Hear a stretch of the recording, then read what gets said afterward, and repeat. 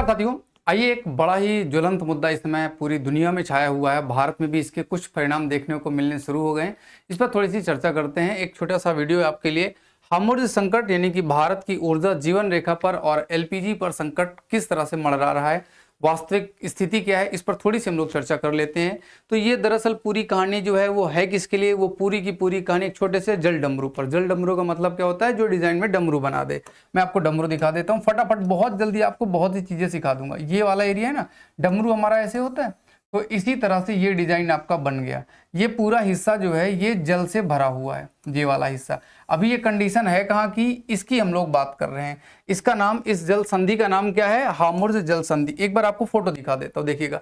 ये करंट या मतलब रियल मैप है, और ये आपका यहाँ पे फारस की खाड़ी है, ये आपकी ओमान की खाड़ी है, और यहाँ पर इस जगह पर दुबई, और बाकी आगे का हिस्सा ये वाला जो है ये ईरान का हिस्सा है। ईरान देश जिस पर अभी वॉर चल रहा है, जो अपने वॉर में लगा हुआ है। और इसके साथ ये वाला आपका जो है भारत, यानी कि गुजरात, सूरत, ये वाला हिस्सा भारत का है। मैं थोड़ा सा आपको मैप के माध्यम से जल्दी से बता देता हूँ। ये वाला हिस्सा भारत का है, और ये वाला जो हिस्सा है ये आपका है ईरान का हिस्सा। ये वाला हिस्सा ईरान का है, ये ओमान की खाड़ी है, और ये वाला हिस्सा जो है वो आपका पर्सिया की खाड़ी है। इधर आपका लाल सागर है। फिर यहाँ पर ये जो जगह ये बनती क्या है? ये बनती है हार्मुज़ जल संधि। और तो आपको थोड़ा सा एक बार जूम करके दिखा देता हूँ। इस जगह की पूरी कहानी अभी आपको सिखाते हैं।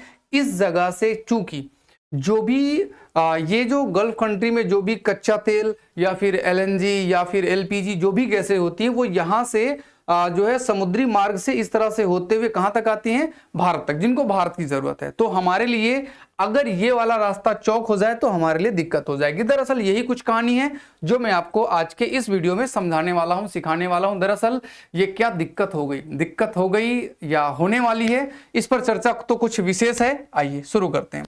दरअसल अगर हम इस लोकेशन की बात करें जिसका नाम है हार्मुज़, इसके ऊपर के हिस्से वाले देश का नाम क्या है? ईरान नाम है।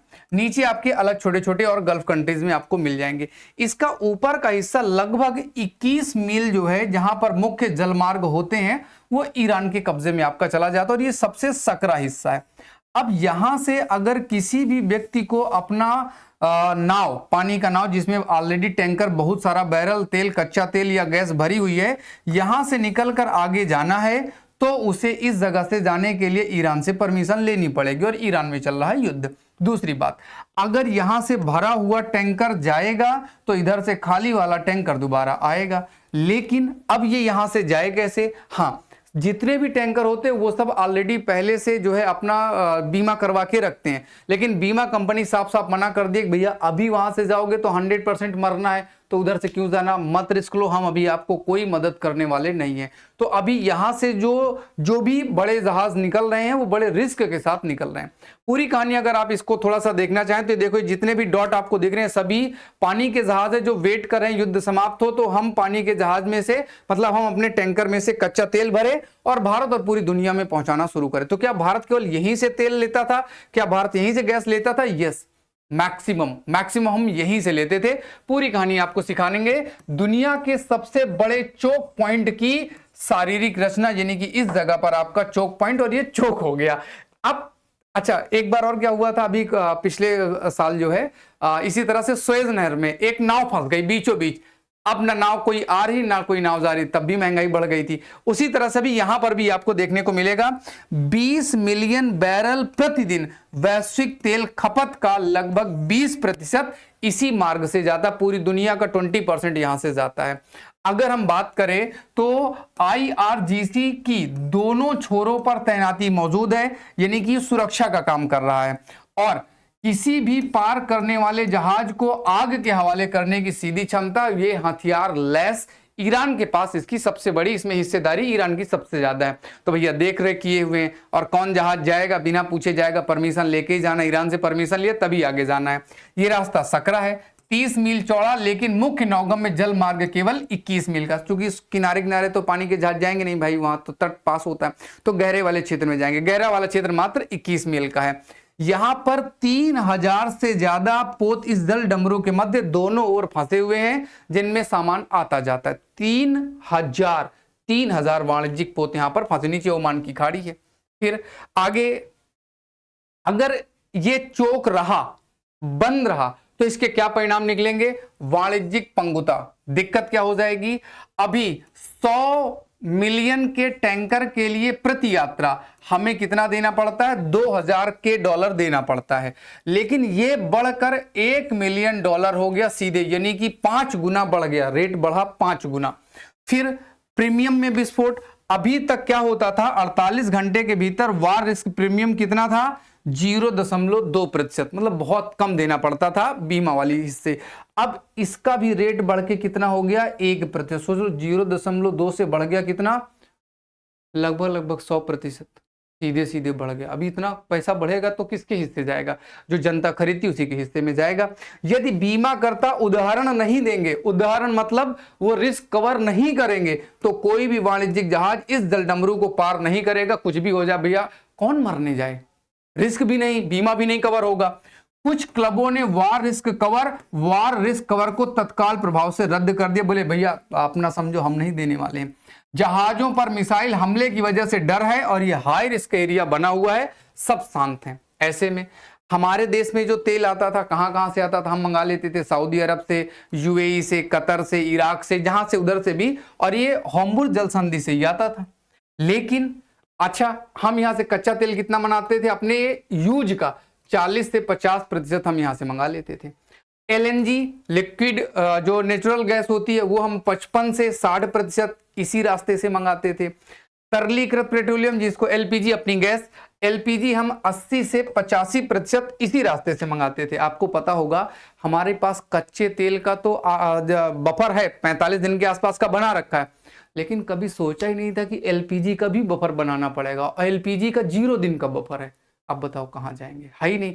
अगर खत्म तो खत्म, ताजी ताजी मंगाओ, ताजी ताजी दो, और खत्म तो खत्म, फिर कोई जुगाड़ अपने पास बनता नहीं है। भारत की लगभग पूरी एलपीजी आपूर्ति मुख्य रूप से सऊदी अरब और कतर से होती है, और ये सऊदी अरब और कतर भैया इसी में फंसे हुए हैं। प्रतिदिन 195 MMSCMD खपत भारत का हिस्सा कतर और यूएई पूरा करता है, बेचारा इसी रास्ते से पूरा करता है। हम इसी तरह से प्रतिदिन 5.5 मिलियन बैरल आयात में से 2.27% हाम्बुर्ग के रास्ते से करते हैं। 5.5 की टोटल हमें जरूरत है प्रतिदिन, और हम 2.27 कहां से मंगाते हैं? होर्मुज़ के रास्ते से आता है। अगर हम ओवरऑल थोड़ा सा इसको देखें, चेक करें, तो कच्चा तेल हम आयात पर निर्भरता कितनी है? 40 से 50%। हमारे पास 45 दिन का रिजर्व मौजूद है। किसका? कच्चे तेल का, जिससे हमारा पेट्रोल वगैरह बन जाएगा। एलएनजी की बात करें, 60% हम बाहर से मंगाते हैं, रिजर्व हमारे पास थोड़ा सा है, कुछ दिन का। एलपीजी जिससे आपका खाना बनेगा, है ही नहीं, सोचेंगे तो ऐसा कुछ करना है। आयात पर निर्भरता 60%, जिसमें से 80-90% उसी खाड़ी देश से आती है। अब तक हमने कोई बफर नहीं बनाया, 0 बफर है, तत्काल जोखिम। आज गैस नहीं आई, कल गैस का किल्लत। भारत में 330 मिलियन परिवार मुख्य रसोई ईंधन के रूप में एलपीजी का उपयोग करते हैं। 80,000 टन प्रतिदिन खपत होती है। कच्चे तेल के विपरीत भारत के पास कोई रणनीतिक एलपीजी रिजर्व नहीं है, इसे सबसे कमजोर कड़ी आपको मानना पड़ेगा, और ये है भी। घरेलू प्रभाव क्या पड़ेगा? मूल्य वृद्धि। आप देख सकते हैं करंट सिनेरियो की मैं बात कर रहा हूं, आज तक की। जो हमारे घर में सिलेंडर है उसका वजन होता है 14.2 किलोग्राम। घरेलू सिलेंडर की कीमत में अचानक 60 रुपए की वृद्धि, दिल्ली में हो गया 913 रुपया। और जो व्यवसायिक है, जो अभी आप कह रहे हो कि दुकानें बंद हो गई, उनके लिए क्या है? 19 किलो जो नीले कलर का सिलेंडर आता है, उसका रेट 110 रुपया बढ़ाकर 1883 रुपया कर दिया गया। कालाबाजारी जिनके पास है वो डम करके रखेंगे, और महंगा होगा उस पर वो अपना रेट और बढ़ा लेंगे। और सच बात है, टीवी में हमारे घर से फोन आया था, किसी ने बताया कि दिल्ली में 3000 का गैस सिलेंडर हो गया, तो कैसे रहोगे? ये आज की बात है। फिर इसी तरह से अगर हम घरेलू वाले की ही बात करें, तो जमाखोरी से इसमें भी आपका जो है रेट महंगा हो रहा है, और सबसे खतरनाक बात की मिल नहीं रहा। और दूसरी बात, ये जो हम लोग घर में इंडक्शन यूज करना शुरू किए थे, मार्केट से गायब हो गया। ऑनलाइन किसी साइट में इंडक्शन मिल ही नहीं रहा। सबको पता है कि गैस खत्म हुआ तो इंडक्शन से जीने के लिए तो खाना बन जाएगा, वो मार्केट से पूरे बिक गए, समझिएगा आप। हालांकि अभी ऑफलाइन स्टोरों में है, ऑनलाइन अवेलेबल नहीं है। अगर व्यापार बंद हुआ तो प्रमुख शहर बेंगलुरु, मुंबई में होटल आदि जगहों पर भोजन क्या लकड़ी में बनाएंगे? जैसे भी बनाएंगे, समस्या तो रहेगी। अभी घरेलू प्रभाव पर अगर बात करें तो वर्तमान में केवल 25 से 30 दिन का स्टॉक हमारे पास है, यानी कि मार्च खत्म, टेंशन अपने आप बढ़ जाएगी। हमको एक भ्रम है कि हम पाइपलाइन से गैस मंगा लेंगे, तेल मंगा लेंगे, ऐसा कुछ होने वाला नहीं है। ये बहुत मुश्किल है कि हम वहां से ऐसा कुछ मंगा पाए।